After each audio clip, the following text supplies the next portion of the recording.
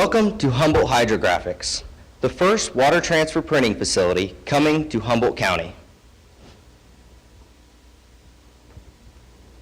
Hi, my name is Tim Ellsworth. I'm a full-time student at College of the Redwoods. I've been a firefighter for 2 years. I have 6 years of auto body painting experience and 5 years of auto body repair experience. Hi, my name is Dennis Ellsworth. I have 10 years of automotive repair experience, 8 years of automotive painting experience, and 3 years as an auto body shop manager. What is water transfer printing? It's an innovative new concept for applying graphics. You can see it can be applied to many objects, from hunting to automotive, indoor to outdoor products, and much more. It's the first durable graphics that can be applied to any shaped object. It can be applied to very complex shapes, such as game controllers. It can be applied to smoother surfaces that you would find on automotive parts. There are literally hundreds of patterns to choose from.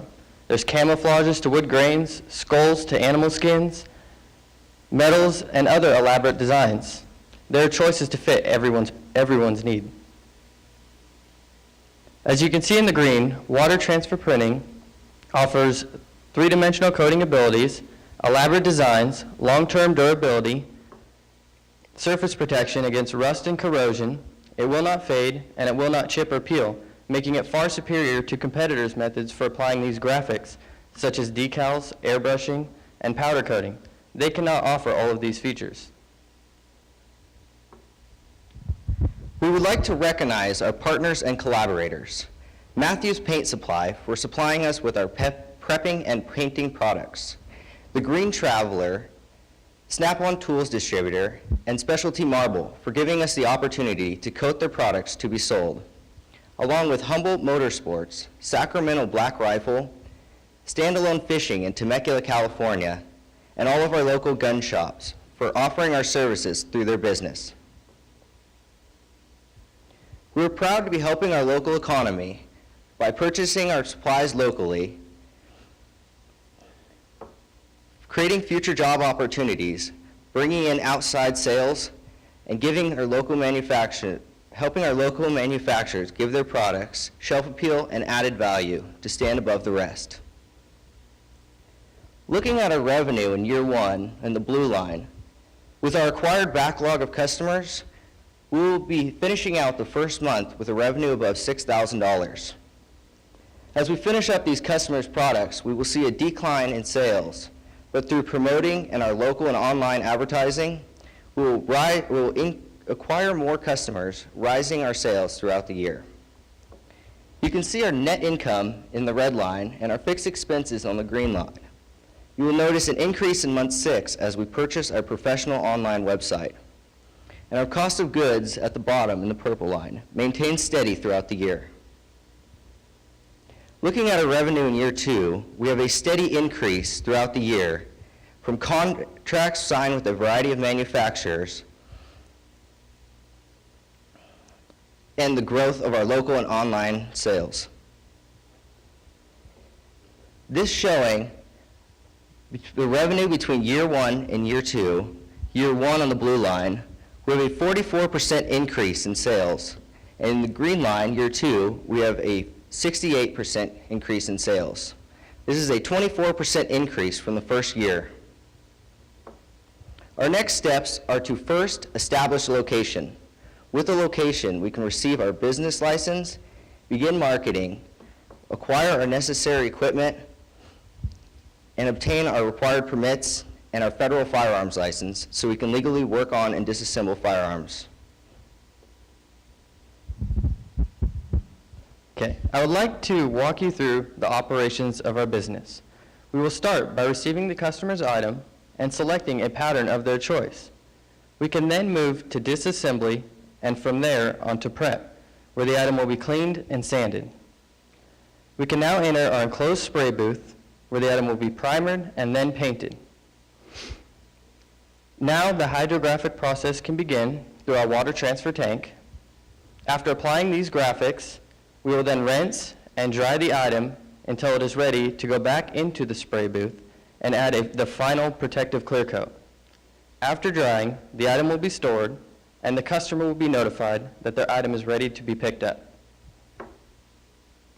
We need $21,000 to fund our essential startup costs.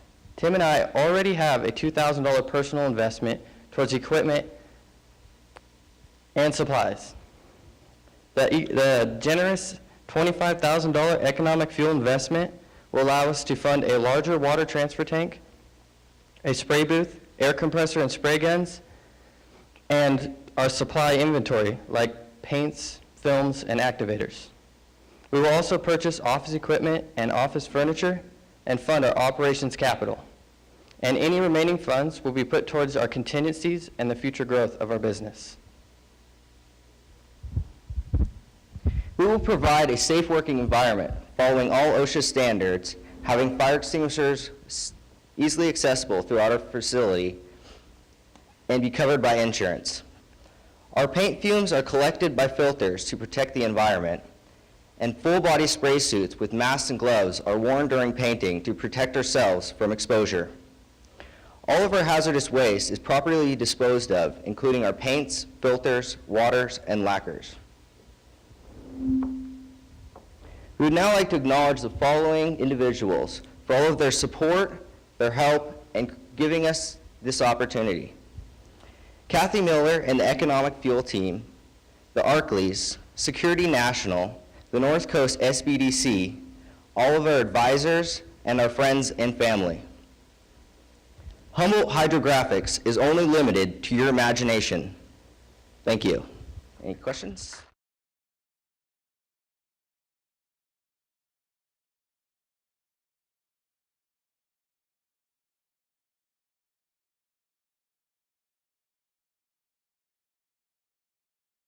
Tim, we got some questions for you, and Dennis, you bet Yeah. we do. Now, this first one is a good one. One of my colleagues here came up with. You do show the wide availability of patterns. Yes. The question is, can you create unique logos, for example, to put on anybody's whatever they want? Yes, we can. We have talked to a few companies who we can get a graphic and send it to them, and they will create, of course, with a limit, a quality or quantity limit, they will create films where we can have any custom logo printed on it, and then we can apply it to customers' products. Yeah. Not limit, minimum. Oh, yeah, minimum. Okay, thank you. Hi, gentlemen. Can you hear me? Not yet. I'll borrow this one. What are the environmental aspects of your company? Specifically, what chemicals are involved in the process that you use? The activator itself, they actually keep as a trade secret. They don't give you the mixtures, but it kind of consists of thinners, and it's more like an actual adhesive, and it just creates a sticky bond from the image or the pattern to the product itself. And then you would have your basic like primers, paints, and clear coats, and that's what would be used to do that.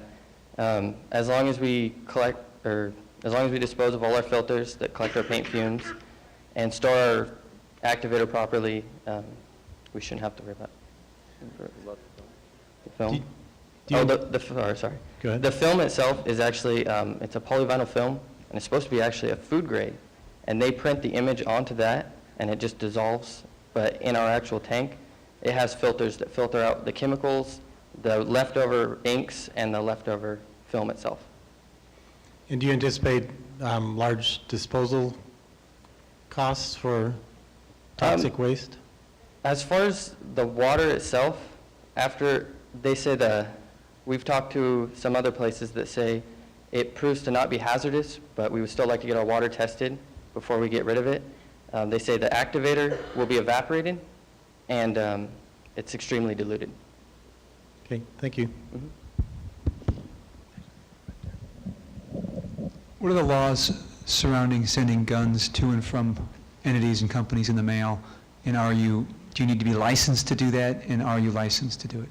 No, we are not licensed, but as long as they send us, customer sends us a gun in pieces, it is okay without the action. But if they send us a complete gun, that is totally illegal.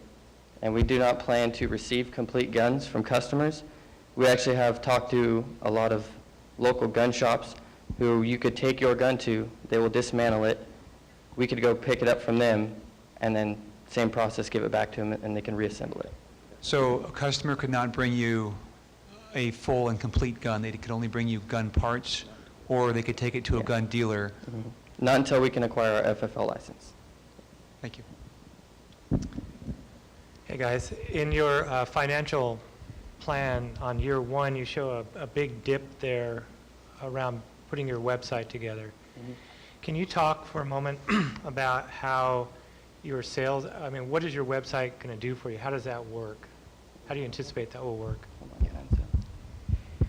We looked into a professional website that was more user-friendly, so customers could come onto our website and pick out the desired film and then purchase it easier on our website.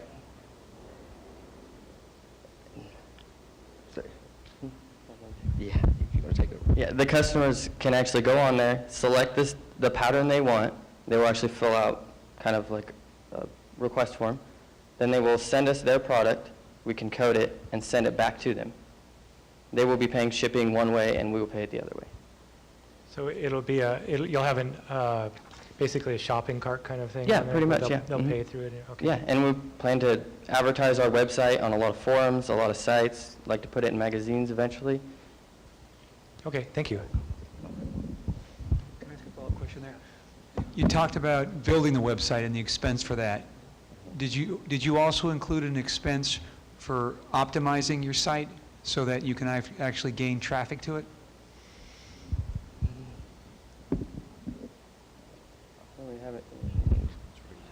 We haven't yet, no.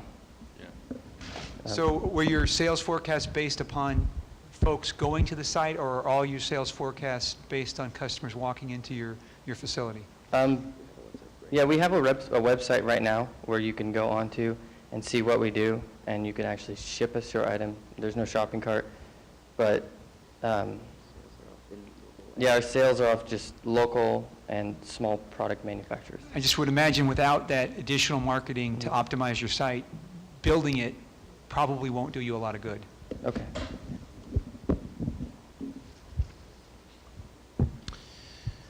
I have the exit strategy question again. So gentlemen, after you've become extremely successful here and expanded out using the internet and optimizing your web page by knowing how many people have hit it, when you've made all your money, how are you going to exit out of the business? Do you have an exit plan ahead in your head?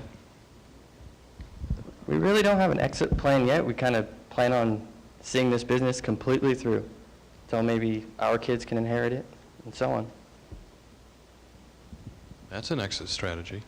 Oh. There you go.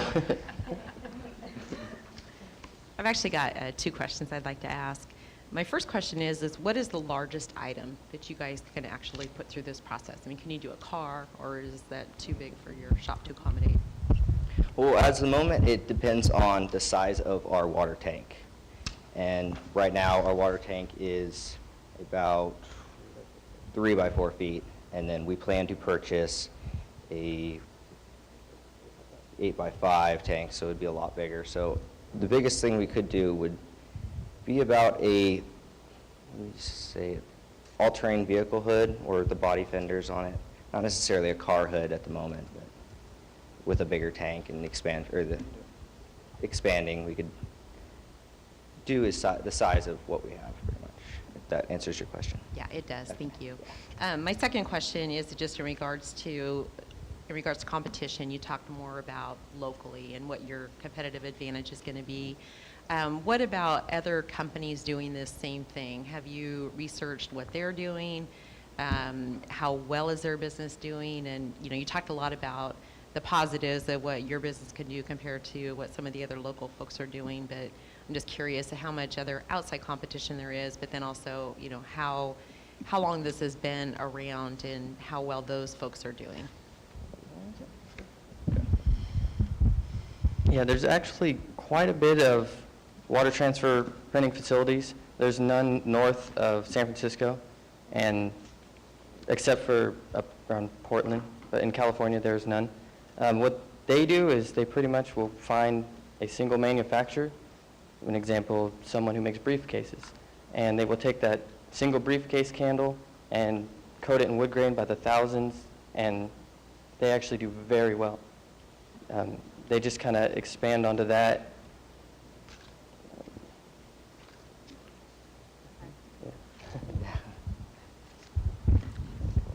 Okay, I'm trying to find the section in here, but it seemed like there was a company, TWN, Yes. which is the one that basically supplies the film, is that Yeah. right? Are they the only game in town? No, there's actually a few more we've searched at, and that was the one with the most quality, and they have the most competitive prices and the best deals, and yeah, the biggest pattern variety at the moment, and they are pretty much the top of the competition for, or resource, or top resource. But we have looked into a few other alternatives in case something like that company goes out of business, that we have still someone else to give us our resources. And you've talked to other companies in this field? Yes. And I was just kind of, I guess, surprised by the sort of the focus on guns. And is that what other people are doing in this? Yeah, there's a big focus on the camouflaging products, and mainly guns and outdoor products, and that's what's usually been seen to do, have been done the most. And I think that's mainly why we've touched down mostly on guns, is around here we have a big hunting market, and there's a good demand for it. Do you have any idea how big the hunting market is here? No, not at the moment. We tried finding our sources through Fish and Game, and we weren't able to get the information on statistics of hunters in the area.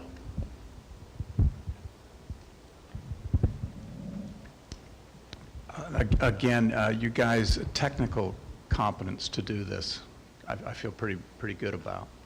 It kind of, business seems to always go to the top line, the revenue plan. So we're looking at your costs and we're kind of going, could you just give us a little more about how do you come to that sales revenue and the growth rate?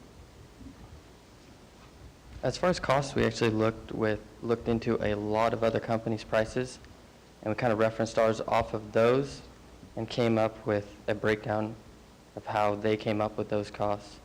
And we actually saw that majority of the money goes to overhead, and here, I'll give it to you. Trying to think. Yes, and we actually have quite a backlog of customers, and we plan to kind of go through those in the first couple months, and that will keep us through the first year. That kind of answer your question? Well, a little more. You know, a lot of specialty business plans work in an urban environment, megalopolis, Sacramento, something. But this is Humboldt County, so the population base is so small. Maybe a little more. Are the stores that are going to refer for you, have they given you any notion that, hey, we could give you 24 referrals a month or anything like that? Yeah, we actually talked to Sacramento Black Rifle, and they said they could start out by sending us 10 guns a week. They're a very big facility, and they actually sell their guns to the military, the police department, and to the public. And we actually talked to Standalone Fishing, who they actually just sent us a big old box of reels and rods, and they say they can give us probably about 10 a month, and then he sells them in his stores. And we talked to a couple local gun shops who'd say they have had customers come in wanting to get this done to their gun because maybe you can buy a camouflage gun, but it's not the style of gun you want. It's only offered in one style, and they actually have to find someone and send it off to them. There's also, the other gun stores that we had talked to say that they would like to send us a lot of their brand new guns to coat to be sold, because the ones that they do have coated, they usually cannot keep on the shelves.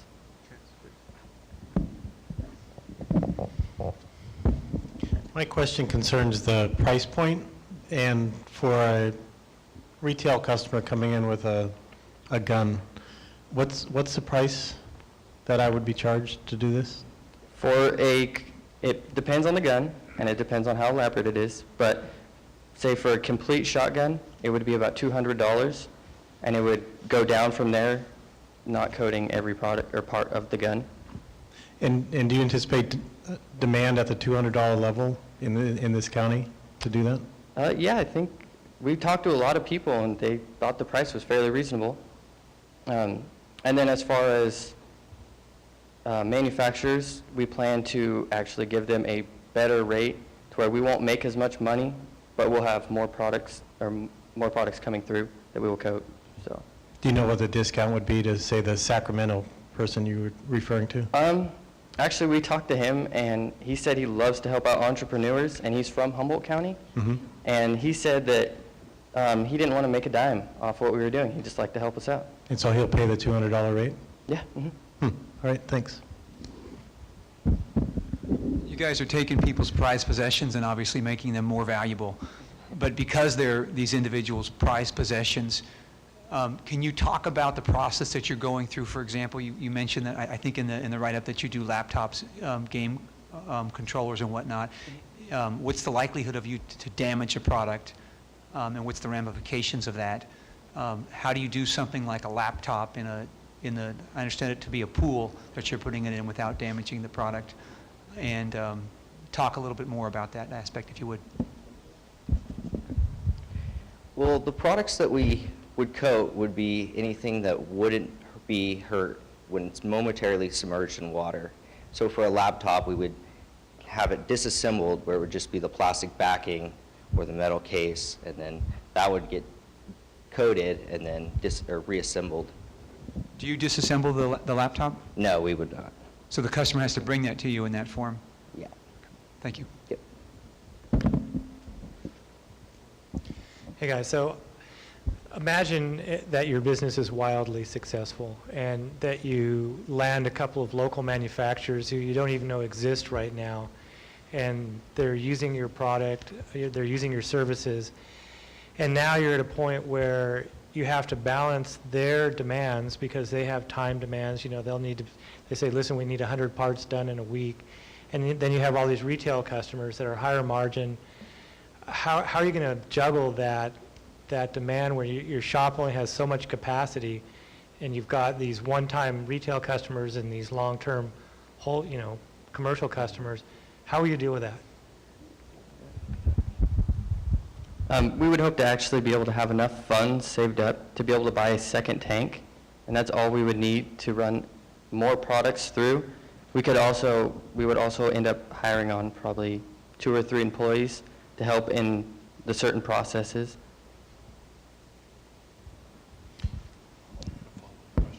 Yeah, think of what it would be. Yeah. 2 things. When you begin to grow like that, in a highly technical area like you're going to be working in, your failure rate could increase. You could have real problems with servicing your customers. So what do you think your failure rate is now? What do you think it could be in the future? And how are you going to deal with this scenario that you just heard about in terms of growth and demand on your services?